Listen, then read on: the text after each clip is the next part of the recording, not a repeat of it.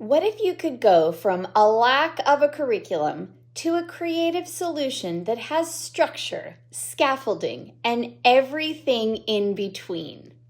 If you're a new teacher scrambling for lesson plans, or an experienced educator tired of starting from scratch every year and reinventing the wheel, this episode is for you.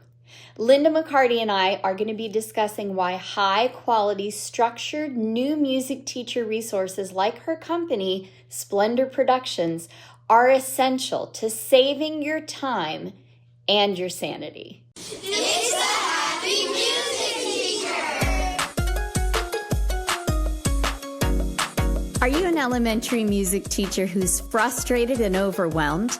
I'm Jeanette a happy music teacher who loves teaching every day, but it wasn't long ago I was in your shoes. Join me Wednesdays to help you find happy in your music classroom. I am so excited to welcome Linda McCarty to the podcast. She is a former elementary music teacher for over 25 years. She has both her Orff and her Kodály certification, so she's a very hardworking person.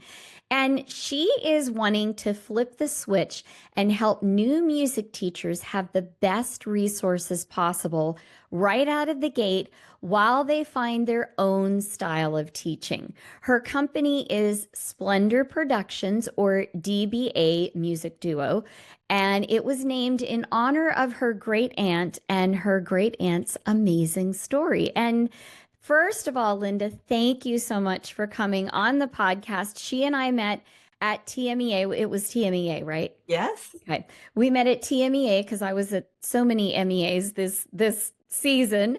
And we got into just the most wonderful conversation. And I was really excited to introduce you to Linda. And Linda, first of all, tell us a little bit about that story about your great aunt. That sounds so cool. Well, thank you for having me. I'm so happy to be here. So when we first decided to do our company, we wanted to name it Music Duo. I wanted to have teachers or parents realize it's a partnership. It's not just me teaching them. It's a partnership. That's why we came up with Music Duo. But when we went to get the domain name and we wanted a .com, musicduo.com, they wanted to sell it to us for $10,000. And a year That's not later, happening. no. And the next year we tried again, only then he wasn't my husband yet, so we didn't have the same last names. He asked, and it went up to 23,000. So that, oh my gosh. I know, it was crazy, right? So we thought, a relative said, just name your company, whatever. You can let your platform still be Music Duo. And so we were thinking about it, and when this family friend recommended that I create this platform, because he had seen our videos on YouTube and thought very highly of them, that they would work well with schools. So he told me about my great aunt who had written this book called Splendor of Learning. Oh my gosh. And my great aunt, I knew her, well, I don't even know if I met her, but I knew her as Aunt Jo. She was a great aunt. And she had taught my mom piano, how to play the piano. And the only thing I knew about Aunt Jo was that Aunt Jo had the greatest punch at the recitals. And that was sherbet ice cream with Verner's ginger ale, because they were in Michigan. I was born in Michigan, and Verner's ginger ale was a big thing in Michigan.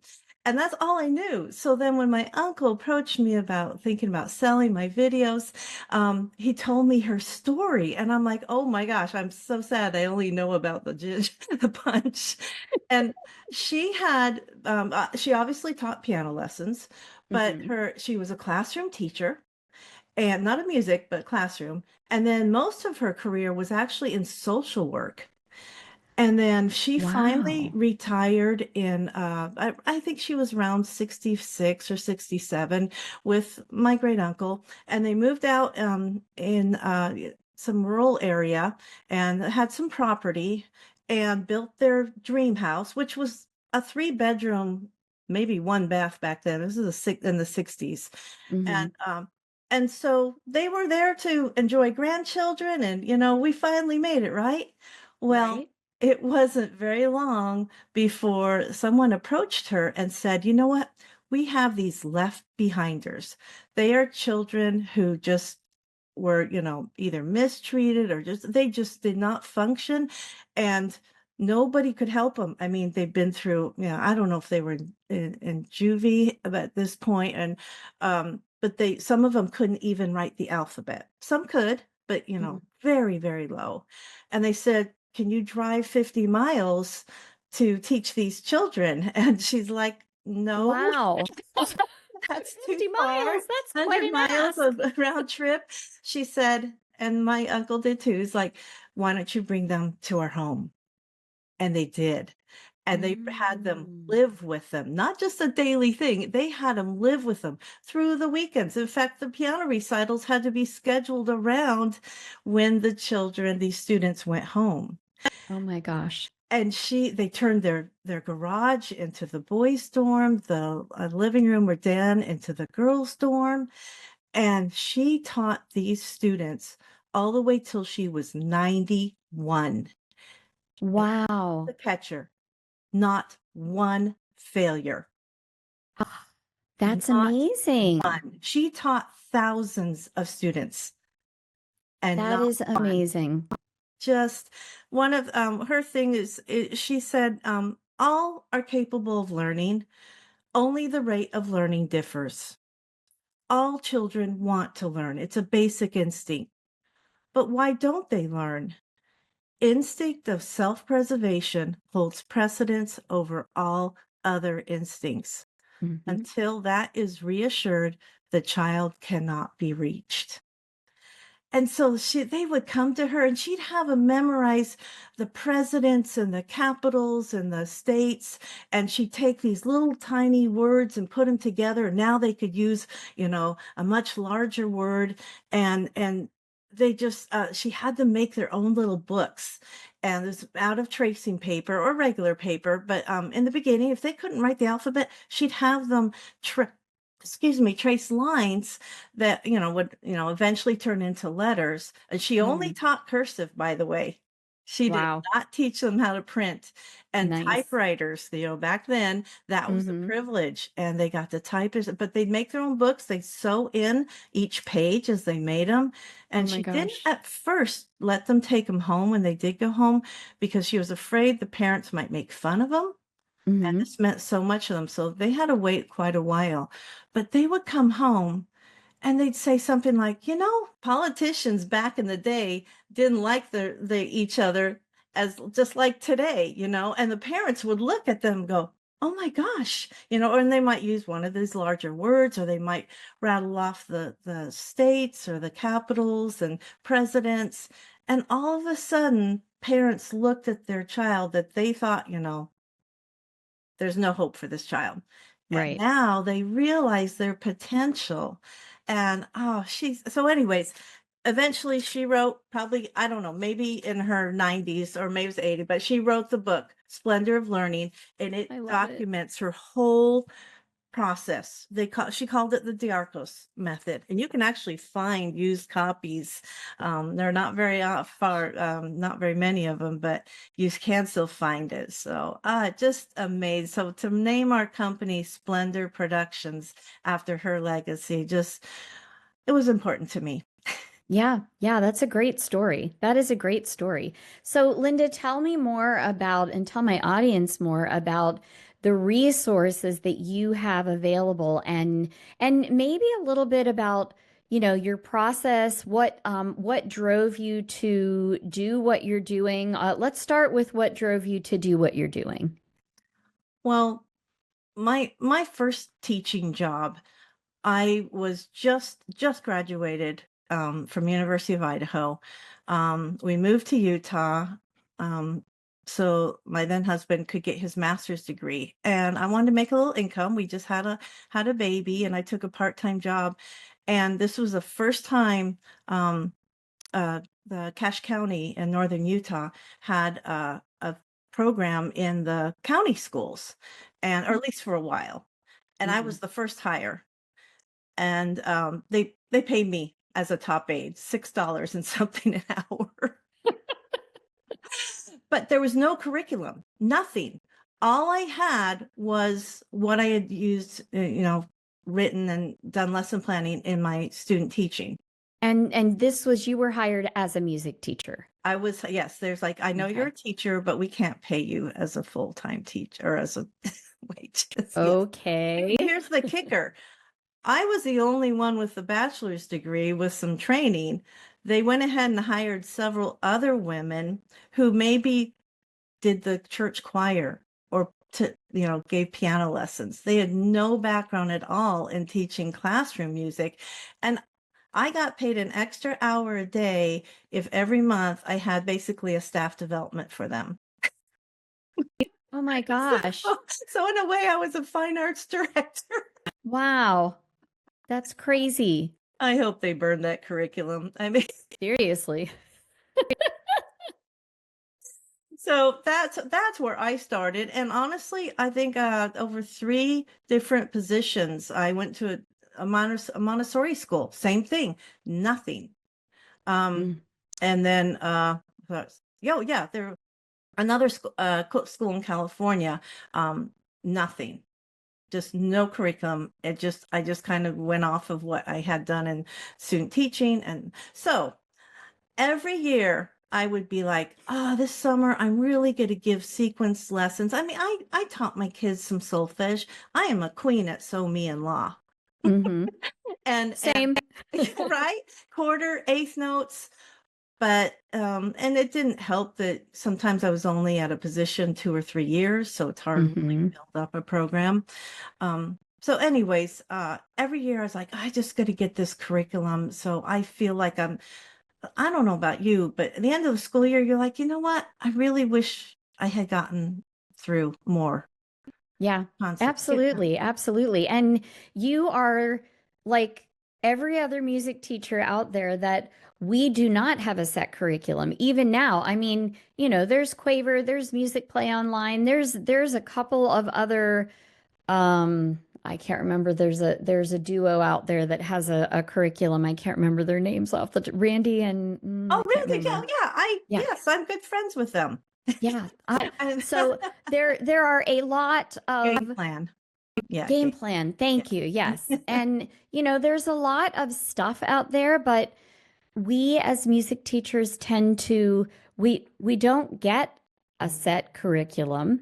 We have to sort of pull and pick and choose and go, okay, well, I've got this and now I've got this and like you, every year I'd be like, oh man, I wish I had gotten more into them. I wish I had done more with them. You always, if you're a good teacher, and anybody listening to this podcast, we know is a good teacher because they are trying to learn and grow as teachers and as people. So, it's a constant battle, right? Well, I'm kind of glad I didn't do it. I taught in Clark County in Las Vegas for 13 years, and they have a fantastic program, heavy on Orff, Randy and Jeff, and Kay Leto, and Sue Mueller, and it was a wonderful atmosphere. But I found sometimes when I do a lesson, I mean, we would be on instruments, we'd be chanting, and I'd go, wait, we only sang one song. And I'm like, yes, that's not right. So fast forward, I moved to Texas, and oh my gosh, I had no idea Texas had such good music programs. Yes, I was so blown away. I mean, we could go down a whole avenue on TMEA and how I am going to tell you, if you have not gone to TMEA, put that on your bucket list and get there, because it is that one and Florida FMEA. Oh my gosh. I have not been everywhere in the country, so there are probably other really, really amazing MEAs, but TMEA and FMEA they're large and there's lots and lots and lots of resources. So definitely something to do. I went to those two, and I went to CASMIC in Sacramento this year. Oh, nice. They have really good discussions. And so it wasn't actually when I was in Vegas and knowing I was moving to Texas, there was a workshop I went to, and the workshop clinician told me, she's like, with my background, with all, I had all my Orff levels, she goes, stay away from Plano. They are big on Kodály and, just fine. So, so I was a little scared, like, okay, stay away from Plano. Even though I wanted to do my Kodály levels, it just never worked out with my family and distance. And so I got hired in Richardson ISD, and then it was a long drive, and I wasn't very happy. And so I Mhm. thought, you know what? I'm going to try for Plano, and I'm going to sign up for level 1 Kodály, knowing, so hopefully they'll see I'm serious. That was a tactical mistake because they would have paid for it if I had not. Oh. Oh my gosh, and they actually pay for it in Texas? That's amazing too. Well, they did. We've had a change of fine arts directors, so I can't verify that's for sure. But they did. Right. So yeah, so I got all my 3 levels there, and that's when I went, oh, now I know how to sequence. But I'm really Mm-hmm. glad I had the experience with Orff. If I had my way, I would have taken Kodály first and Mm-hmm. then Orff. But regardless, I put a lot of instruments, movement in my lessons. COVID hit. I now had 1 day a week virtual students. I had 4 days in person. And so I started making videos for my kids, and I had really started sequencing my lessons and fine tuning them so I could feel finally good about them. And I just put them in video and just for them. And I had them on Nice. YouTube because it was easy to, get for my kids and play them through Google Classroom. And then I think December, we had gotten so many um, non-English speaking students to our school. So I added a lot more images to my videos, and then I added text so they could Mm. read all the lyrics. And my editing went from maybe 1 to 2 hours per video to 5 or 6. And I was doing Wow. 6 videos. So that's all I was doing. And it was so intense. I actually took a used envelope and I wrote down all the weeks I had left till the end of the school year, knowing that I could stop. Oh my gosh. Just to make my mental sanity that yes, there is an Yeah. end to this. But Sometimes it's nice to have that visual check, check, check. oh yeah, cross it off, cross it off. Right? And then um so I think in February, maybe it's January, I thought, what if I show these videos to my in-person class, which sounds so weird to me. I was like, I'm their music teacher. I'm experienced. I know what I'm doing. But I did it, and I'm so glad I did because all of us, it was a game changer. I got through all things activities because my kids knew all they had to do was ask me how my YouTube channel was doing. I was off the side, off subject. Oh my gosh. Love it. But all the visuals were there. And this way, I had to it freed me to help with behavior management. It freed me to give extra help because Mm-hmm. somebody was had to go out to the bathroom, and our bathroom was not visible from it. You had to turn a corner. And so I could stick my head out while the rest of the class was still learning. I mean, even putting Nice. a Band-Aid on, you can't do solfege with your, doing a Band-Aid. You can sing it. Right. It just was so amazing. And my principal said, "Oh my gosh, there's 2 of you teaching." But I had no intention of doing this anymore until spring break. Flew to Florida, saw my uncle. He said, "How would you like to sell these to the school districts?" And I went, "Oh," I was like, blown away. And then like, oh my gosh, I have to redo them all because the audio wasn't, as good as I wanted. And some of them I actually videoed myself in the classroom, and I knew that would be Mm-hmm. a problem. So Right, right. so part of me is like, oh, I have to do them all again. But I did. Right. Oh I my did. gosh. So I think of myself, and lots of people, I see it on Facebook. People are writing posts like, I'm a secondary teacher, band teacher, and now I'm teaching K second. What do I do? And I was like, Mm-hmm. my poor kids that had to struggle while I figured it out were not getting, I mean, yeah, they had fun. I made it fun. They learned some things, but I think it could have been more effective. And why not? I think you were saying that you were in video, right? Yep. And then you changed to teaching, and for 5 years, you said you were trying to figure out. So why not give the detailed lesson plans, the videos they can either use as a model or show them. It's up to Mm-hmm. them. And right off the bat, and then they can develop their own style. They can get their training, go to workshops, and then merge it. My way isn't the only way, but I know it works. I was at a Title I school. We had 250 Venezuelans come that last spring. I taught heavy special ed. I love my sped kids. Me too. And then the two parent families that were right around the school. I mean, I had it all, and it worked. And That's amazing. I subbed on last 2 days in a high school where they actually filter in, and it was so awesome when the kids were like, "Let's do this." Love it. Yeah. So Love it. So tell me a little bit for someone who has not seen the videos, what's in them? What are you teaching? What's it all about? So right off the bat, I have a little whiteboard, digital whiteboard, where I say what we're going over. I don't always say the concept stuff because sometimes we might be discovering them and I don't want to give it away, but I go right Mhm. away. This is what we're doing. And then either we do a movement piece, which that would be something if a teacher has something different they want to move to, that's a perfect place to, for them to put that in. And then I do the vocal warm up. My daughter drew 2 images of a child sitting on a chair and set one on the floor.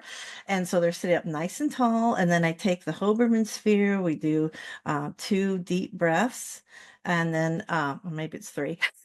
And then I have a vocal warm up, which a lot of music teachers know my YouTube channel from the vocal warm ups. They're just 5 Okay. up and down, but very fun little animation. And it's just a minute long. And then we go into, so this is the best thing, or one of the best things I learned in my Kodály training is the Song Bouquet. And Brenda Keene was the one who told us about it. And she said, I just sing a bunch of songs in a row, which solves that earlier problem, right? When I said, oh, we only sang one song. Right. But you're only seeing the kids sometimes once a week. Mhm. And I couldn't just sing every song just once and just go blow through it. So you'll see in my song bouquets, sometimes we'll have a song, maybe we learned it last week. So we put it in, we sing it once or twice. I don't do anything with it, but maybe the next song I'll say, oh, let's pat the beat or clap with the rhythm or the words, depending if I've taught that rhythm yet. Mhm. Another one I'll say, oh, let's show the musical ideas with our rainbow arm. So I'm always able to review or prepare new concepts or concepts that have been taught in the song bouquet so quickly. And that That's way, amazing. we're always reviewing or preparing for something coming up. It's not a one and done approach. And then we'll go into, there'll be a focus lesson, like, okay, we're going to Mhm. prepare this rhythm or something like that. And then always a game or instruments at the end to make So are you telling me this is like a full lesson plan from beginning to end? yes. That's so cool. That is so cool. So what about I know you said a little bit, but I want to get into this a little bit more. What about for somebody who, like me, who I love to create my own stuff? And I know a lot of people out there do not, but that is my joy. That fills my cup, right? So, what about somebody like me who I love your curriculum because it's got like a really solid foundation, solid structure. From the beginning to the end, there's something to follow, which is amazing. But I want to add in my own song and maybe my own activity. Can I use just part of your lesson? Of course. And that's Okay. also why we created our library. And I wish I'd had this 10 years ago when I was teaching. So one of my colleagues in Plano said, is there a way to, search for concepts? Because at that time we just had the detailed lesson plans and the videos. And I went, that's a good idea. Oh dear, how do we Hmm. do that? So to make well, in COVID, I just set up my phone with a shotgun mic and then I went and edit everything. When we decided to do this for real, we made individual videos. So here's us singing Hill and Gully Rider. Here I'm singing it. Here I'm teaching it. Here's that one clip. Here's where we sing it once or twice. Here we are doing rhythm. So we ended up with over 2,000 videos of these little videos of each one doing something specific. And some of them are the intros and summaries, which of course we wouldn't put that in the library. So if you want to, let's say you're a veteran teacher and you never really felt comfortable teaching like low so. Okay, you're like, I don't know what songs to use for that. So if you have our library, which doesn't have the detailed lesson plans, but you can, like I said, I think we're up to 1,000 videos we've put in there. So you go to melodic element, click on low so, and you'll see all the songs and activities that are associated with low so. But here's the thing that I think sets us apart. There will be 3 videos in there, and they might be 2 to 5 minutes long each.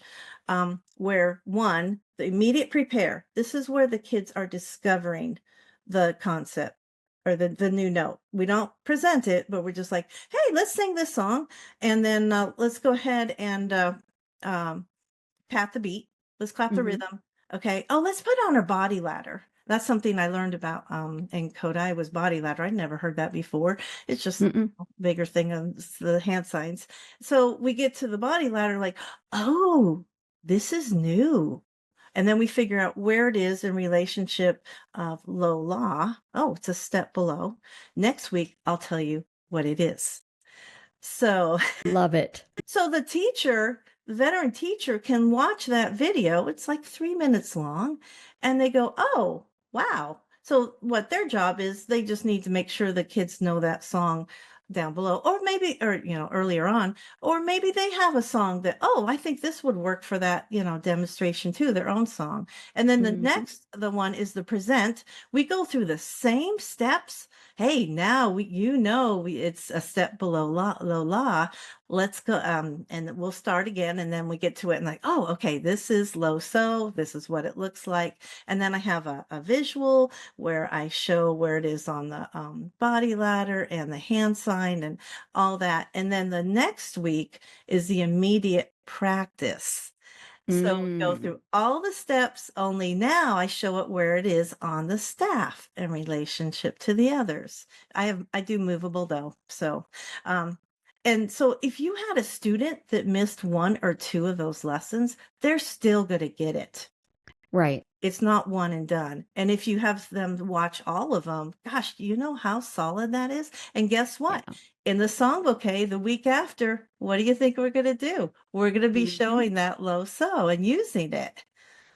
So I just think I love it. That's amazing. So it can be useful for a brand new teacher because it gives them that structure. You go into the classroom the first time and you're totally lost. You're like, I don't know what to teach and I don't know what order to teach it in. And even if you've had like the best music education, like the best college education, you still go into that classroom and you're like, I don't know what I'm doing. And everybody does that. So if you are a first or second year teacher and that's how you're feeling, know that not only everybody feels that,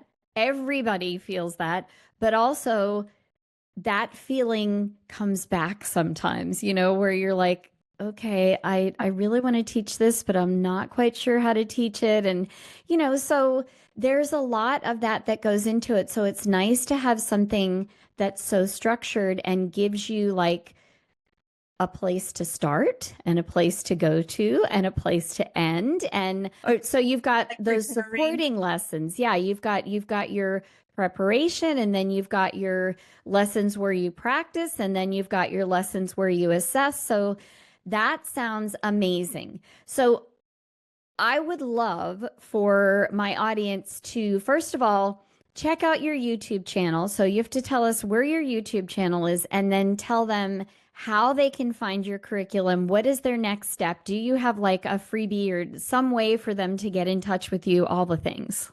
Okay, so our YouTube channel is Splendor Productions, and you can find little mini lessons in there, like teaching beat and rhythm to kindergartners, as well as our vocal explorations. There's 19 of them. Nice. And there's lots of spring ones. It's all seasons, but that's Splendor Productions for the YouTube channel. We have 2 websites. The videos are the same. As you can imagine, this works really well for homeschoolers. Mm-hmm. So they get a syllabus, the parents do, and the videos, and that's splendorproductions.com. Awesome. Now, then we created a site just for teachers, and that Yes. they didn't own this domain name, Music Duo Pro, PRO. Music Duo Pro. And all of this will be linked in the show notes for if you're listening on audio, and if you're listening on YouTube, it will be in the notes below. So in the description. So I will link to everything. So what we have, if you go on musicduopro.com, you will you can easily get a 1-week trial to the library yourself. You can take a look. There's Awesome. 50 concepts with those prepare, present, practice videos on there, plus a ton of other things. Master copies, all the master copies are on there. There's like over 80 master copies that you can just Nice. print off and have. We did not name them according to grade levels because everybody, like my aunt said, is at a different place. That is so true. So we have named Kindergarten Apprentice 1. And that would be the only one I would encourage. Apprentice 1 is to be kindergarten, unless maybe you're working with special education students, and you know. But Apprentice 2 is for first grade or second grade new to solfege. Okay. And then Apprentice 3 was my second graders, but it could be third graders who are new to solfege jumping in there. And then we go into Maestro 1. Ooh. And now we just put out got Maestro 2, which, I mean, we do 16th note combinations, high do, pentatonic scales, conducting. Love it. Yeah. So, and that's on the website. Go to the levels tab, and it shows you exactly what, where they are. And we have 2 pre courses. The only difference between whatever they're labeled, like pre-Maestro 1, the first 7 lessons are intense from 0 to where you would be with Maestro 1 on lesson 8. But it's a way to get older students into the program with obviously not going back to Apprentice 2, which would be Right. too young for. Same thing for pre-Apprentice 2. If they didn't take Apprentice 1 and they didn't really have much, put them in pre-Apprentice 2. The second or the first 6 lessons will get them up knowing what beat and rhythm and all that stuff is before they join the regular Apprentice 2 on lesson 7, I think it is. Awesome. But yeah, that's on our levels tab. That is amazing. I can't wait to for people to check this out, because it seems just like an incredible resource. And we could keep talking forever, but I try to keep these around 30 minutes. So we are going to say goodbye for now, and maybe we'll have Linda back for something else. I'd love it. This podcast is a proud member of the Teach Better Podcast Network. Better today, better tomorrow, and the podcast to get you there. Explore more podcasts at www.teachbetterpodcastnetwork.com. Well, that's all I have for you today. But before I go, I want to remind you, keep learning, keep growing, and keep being fabulous you.